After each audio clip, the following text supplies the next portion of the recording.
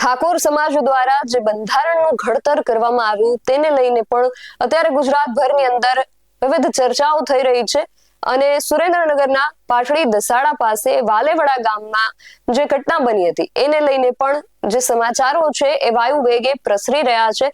ત્યારે આજે સુરેન્દ્રનગરના દસાડા ખાતે જ ઠાકોર સમાજની એક સભાનું આયોજન થયું હતું અને ઠાકોર સમાજના બધા જ રાજકીય જે આગેવાનો છે એ મોટા ભાગના આગેવાનો આ સભાની અંદર ઉપસ્થિત રહ્યા હતા।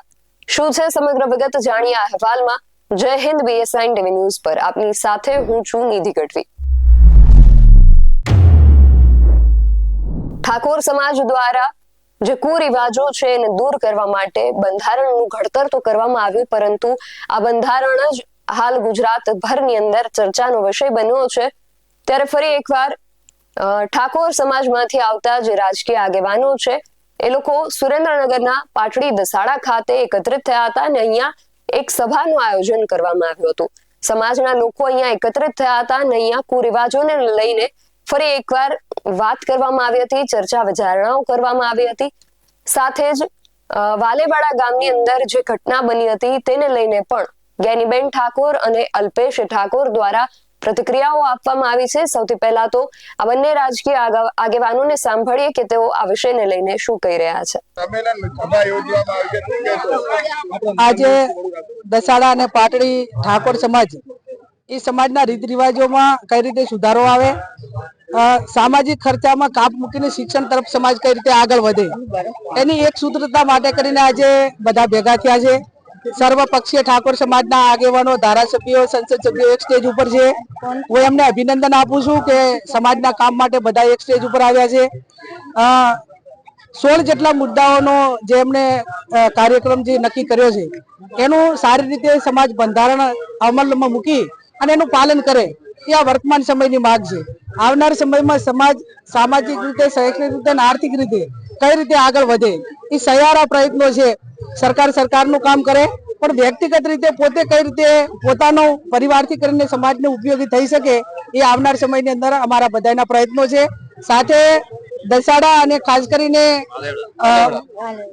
વાલેવડા ગામના યુવાનોએ જે પોલીસને આવેદન પત્ર આપ્યું કે ભાઈ અમારા ગામની અંદર આ બુટલેગરો દારૂ વેચે છે, બેન દીકરીઓ વિધવાઓ થાય છે, યુવાનો ધન બરબાદ થાય છે, નાની ઉંમરે યુવાનોના મૃત્યુ થાય છે અને આ દારૂ બંધ કરો। દારૂ બંધ કરવાના બદલે પોલીસ સામે જે તે પોલીસ સ્ટેશન એ યુવાનોને માર મારે અને એના ઉપલા અધિકારીઓ પોલીસ સામે કઈ કાર્યવાહી ના કરે। આવનાર સમયની અંદર પોલીસે જેને પણ માર્યા છે એની સામે કાયદેસરની કાર્યવાહી થાય એ પણ અમે માગણી કરીશું। અને એવું ના સમજે કે તમારા હપ્તા રાજને કારણે આ સમાજના યુવાનોને બરબાદ કરવાના છે। સમાજ જાતે પોતાનું કામ કરવા જ્યારે હવે આગળ આવ્યો છે ત્યારે પોલીસનું કામ જેટલું કરવું હોય એટલું કરે, પણ સમાજ પણ પોતાની રીતે ધાર્મિક રીતે, ધર્મગુરુઓ હોય, સામાજિક રીતે હોય, આગેવાનો હોય, નાના નાના ગ્રુપો બનાવીને સ્વયં રીતે દારૂબંધી થાય, વ્યસન મુક્ત થાય, તમામ પ્રકારની બદીઓમાંથી સમાજ નીકળે એ આવનાર સમયમાં મેં સાથે મળીને ભૂતકાળમાં કામ કર્યું છે અને આવનાર સમયની અંદર કરશું। Thank you. બહાર નીકળે, કુરિવાજોમાંથી બહાર નીકળે એ માટે પાટડી દસાડા તાલુકાના ક્ષત્રિય ઠાકોર સમાજ દ્વારા એક બંધારણ સભાનું આયોજન કરવામાં આવ્યું। એમાં બંધારણ જે નક્કી કરવામાં આવ્યું છે એમાં કુરિવાજોમાંથી બહાર નીકળવું અને ખોટા દેખાડામાંથી બહાર નીકળવું એ પ્રકારનું બંધારણ, એની શુભકામના આપવા માટે આવ્યો હતો અને સાથે સમાજના દર્શન કરવા માટે આવ્યો હતો। બીજો વિષય હતો કે અહીંયા દારૂબંધી માટે લડતા કેટલાક યુવાનો પર ખોટો કેસ કરવામાં આવેલો, મારવામાં આવેલો, તો એના ન્યાય માટે પણ હું આવેલો અને એના માટે અત્યારે હું એની પણ મેં વાત કરી છે કે PI ની બદલી કરવામાં આવે અને જે ખોટો કેસ કર્યો છે એની સામે કાર્યવાહી કરવામાં આવે ને ખોટા કેસમાં કોઈ હેરાન યુવાનોને કરવામાં ના આવે। આ બે પ્રકારની વાતો લઈને આપણે PI ની શું રણનીતિ રહે? PI ની બદલી થાય જ ને, કેમ ના થાય? તેમનું કહેવું છે કે આ જે આખું પ્રકરણ છે એની અંદર PI ની બદલી કરવા માટે પણ અમે પ્રયત્નો કરીશું અને ખરેખર સત્ય શું છે એને સામે લાવવા માટે પ્રયાસો કરવામાં આવશે અને ન્યાય મળે એ માટે ઉગ્ર માંગણી કરવામાં આવશે।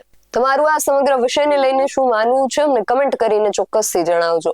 આવા જ વધુ અહેવાલો સાથે મળતા રહીશું। તમે મારી YouTube ચેનલને સબસ્ક્રાઇબ કરવાનું અને અમને Facebook અને Instagram પર ફોલો કરવાનું ભૂલશો નહીં। બાકી અવનવી અપડેટ્સ માટે આપ જોતા રહો BSI ટીવી ન્યૂઝ।